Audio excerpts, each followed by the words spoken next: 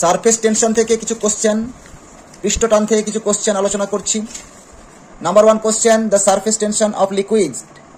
Surface tension লিকুইডের decrease with temperature, এটা হবে ডিক্রিজেস উইথ টেম্পারেচার। ভিসকোসিটি কিন্তু ডিক্রিজ করে টেম্পারেচারের সঙ্গে। গ্যাসের ক্ষেত্রে, লিকুইডের ক্ষেত্রে ভিসকোসিটি ডিক্রিজ করে, কিন্তু গ্যাসের ক্ষেত্রে ভিসকোসিটি টেম্পারেচার বাড়লে আবার ইনক্রিজ করে, বাড়ে। এটা আগের ক্লাসে আলোচনা হয়েছে। তারপর 2 নম্বর question, capillary tube. Capillary tube of same material having ready 1 semi and 2 semi respectively, they emerge in a liquid if the liquid rises 30 semi. The first and the highest and second will be, মানে এটা হচ্ছে জুরিনের সূত্র দিয়ে হবে। এটা আমি আগে থেকে সলভ করে রেখেছি। জুরিনের সূত্র কি, একটা ক্যাপিলারি টিউবের রেডিয়াস এবং উচ্চতা যে রাইজ হচ্ছে, জলের উচ্চতা হচ্ছে, তার গুণফলটা কনস্ট্যান্ট হবে, অর্থাৎ এইচ এর সঙ্গে আর কি ব্যস্তানুপাতিক হবে। ব্যস্তানুপাতিক এখান থেকে সলভ করলে কি পাবো আমরা, 15 সেন্টিমিটার পাবো। অ্যান্সারটা হবে, জুরিনের সূত্র হলো এটা। তাহলে কোনটা হবে, জুরিনের সূত্র 15 সেন্টিমিটার। অ্যান্সারটা হবে, এটা হলো ডিক্রিজেস, এটা হলো 15 সেন্টিমিটার। কোনটা হবে, এটা অপশন সি উত্তর হবে। তারপরে কোশ্চেন কি আছে, which of the following is not the result of surface tension. Surface টেনশনের জন্য অনেকগুলো অ্যাপ্লিকেশন রয়েছে। বৃষ্টি ফোঁটা গোলাকার হয়, তারপরে ওই যে ক্যাপিলারি কোই সিগনালে জলের আরোহণ, তারপর হচ্ছে কি আমাদের ডিটারজেন্ট সাবান দিয়ে আমরা কি করি, জামা কাপড় পরিষ্কার করি, সব সারফেস টেনশনের উদাহরণ।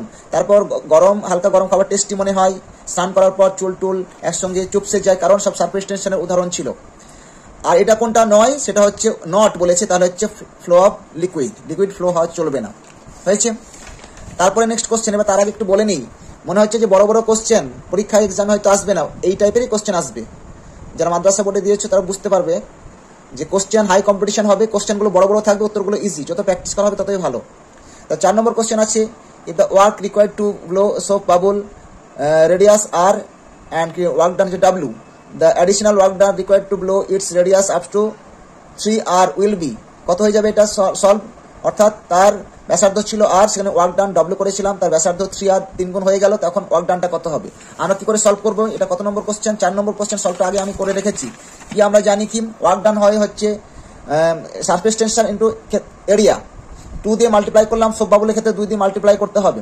এয়ার ড্রপসের ক্ষেত্রে 2 দিয়ে মাল্টিপ্লাই হবে না, কিন্তু এর ক্ষেত্রে দুটো সারফেস, ভেতরে একটা বাইরে একটা হচ্ছে, তার 2 দিয়ে মাল্টিপ্লিকেশন। ডাব্লিউর ক্ষেত্রে প্রথমে হলো কত, এটা হলো ডাব্লিউ2 কত হচ্ছে, আর এর জায়গায় 3 আর বসাবো, 9 ডাব্লিউ হয়ে যাবে।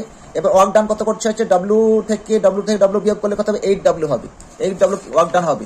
এগুলো অঙ্ক করে দেওয়া আছে অনেক সময়, আমি তাহলে কত অ্যান্সার হলো 8 ডাব্লিউ হয়ে গেল এটা।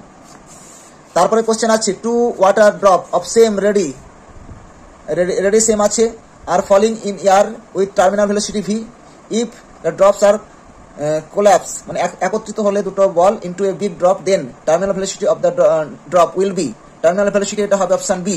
কি করে দেওয়া আছে, টার্মিনাল ভেলোসিটির সঙ্গে আমি প্রথম 5 নম্বর কোশ্চেন অ্যান্সার করে দিয়েছি। এখানে দেখো, এটা হচ্ছে দুটো বল, 8টা বলেছিলাম ড্রপ, বা 27টা 125টা 64টা এরকম বলেছিলাম। ক্যাপিটাল আর এর সঙ্গে হবে কত, এটা হবে 2 বলেছে, 2 টু দি পাওয়ার 1/3 স্মল আর হয়ে যাবে। ভেলোসিটি ভি বাই যে সার স্কয়ার, প্রান্তীয় বেগের সঙ্গে ব্যাসার্ধের সম্পর্ক এটা হয়।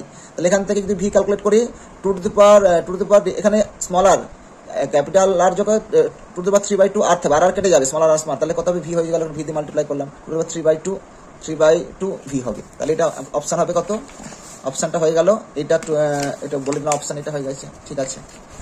তো নেক্সট হচ্ছে কোশ্চেন আছে, দি pressure, the excess pressure of soap bubble of 2 millimeter ready of surface tension is 0.09 newton per metre. তাহলে কোনটা অপশন হবে, অপশন সিটা আনসার হবে। আমি দেখাচ্ছি কি করে সিটা আনসার হবে, তার সঙ্গে কিছু রেসপেক্টিভ কথা আলোচনা করি। কত নম্বর কোশ্চেন এটা ছিল 5 নম্বর কোশ্চেন, তাই তো, 5 না, কত নম্বর এটা, 6 নম্বর কোশ্চেন এখানে করে দেওয়া আছে। 6 নম্বর কোশ্চেনটা এখানে করে দেওয়া আছে।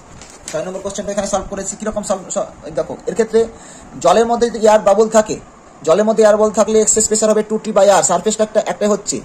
আর লিকুইড ড্রপসের ক্ষেত্রে এক্সেস প্রেসার, অতিরিক্ত চাপ 2T/R হবে। সোপ বাবলের ক্ষেত্রে ভেতরে একটা সারফেস এয়ার, তারপর সারফেস, বাইরে এয়ার, তারপর সারফেস, 40/R। তাহলে এখানে বলেছে সোপ বাবল, 40/R করবো, টি এর মান বসালাম, সারফেস টেনশনের ব্যাসার্ধ বসালাম, তাহলে 60 নিউটন পার মিটার স্কয়ার প্রেসারের মান পেয়ে গেলাম, এটা উত্তর হবে। তারপর লাস্ট কোশ্চেন যেটা ছিল, লাস্ট কোশ্চেন ছিল the velocity profile of viscous liquid flowing through a capillary tube of circular cross section, মানে একটা সার্কুলার বৃত্তাকার একটা টিউবের নলের মধ্য দিয়ে যদি যায়, ওয়াটার ফ্লো করে, লিকুইড ফ্লো করে, তার কি হবে প্রোফাইলটা কীরকম প্যারাবোলিক হবে। কীরকম প্যারাবোলিক, তোমাদের ছবিগুলোও থাকে প্যারাবোলিক কেমন দেখতে, এরকম হবে। এই যে একটা বললাম লিকুইড, প্রথমে ভেতরের দিকে ভেলোসিটি বেশি হবে কারণ ভিসকাস ড্রপটা কম, বাইরের দিকে ভেলোসিটি কমতে থাকবে। তাহলে এই যে ডট ডট ডট লাইনগুলো ভেলোসিটি প্রোফাইল যদি ড্র করি তাহলে প্যারাবোলিক হবে, অধিবৃত্ত হবে। তাহলে আপাতত এইগুলো হলো 7টা কোশ্চেন।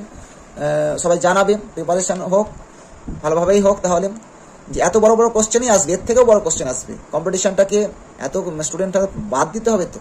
যারা ভালো করে প্রিপারেশন নেবে তারাই এগিয়ে যাবে, ভালো ফল করবে। সিট সংখ্যা কিন্তু খারাপ নেই, প্রিপারেশনটাও ভালো নিতে হবে, কম্পিটিশনও হাই হবে। ঠিক আছে, সবাই অসুবিধা থাকলে আলোচনা থাকবে, বলবে, আলোচনা হবে, এভাবে আমরা এগোবো। ঠিক আছে।